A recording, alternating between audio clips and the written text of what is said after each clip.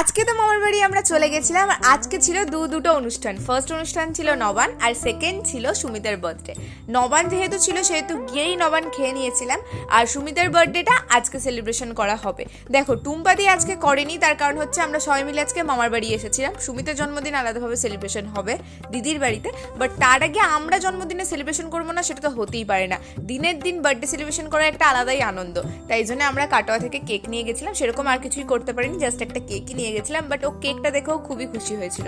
যাই হোক, তারপর এখানে কেক কাটিং হয়ে গেল, তারপর একে অপরকে কেকও খাওয়ানো চলছিল। তো আমরা ঠিক এভাবে সেলিব্রেশন করতেই ভালোবাসি। তারপরে যদিও মামি ওর জন্য সমস্ত রকম ভাজা ভুজি, তারপরে তরি তরকারি সমস্ত কিছুই করেছিল, আর সেগুলো দিয়ে ওর খাওয়ারও ব্যবস্থা করেছিল। আর এদিকে আমরা একে একে কেক মাখামাখি করে নিচ্ছিলাম, আর তারপরেই সুমিত বসে গেছিল খেতে।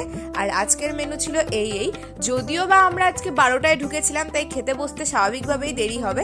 আর এইদিকে পল্লব স্যালাড কাটতে গিয়ে অর্ধেক স্যালাড নিজের মুখেই পড়ে নিচ্ছে, যাই হোক সেটা আলাদা বিষয়। তারপরে দিদা, টুম্পাদি, মামি সবাই একে একে আশীর্বাদ করে নেবে।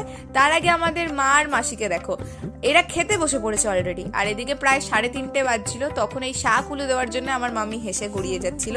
যাই হোক, এখন প্রায় 3:30 বাজে, তখনও আমরা খেতে বসতে পারিনি, তখনও আশীর্বাদ পর্ব চলছিল। যাই হোক, তো আমরা ফাইনালি এখন খেতে বসবো। তবে আজকের মতো এতটুকুই, দেখা হচ্ছে পরের মিনি ব্লগে। বাই।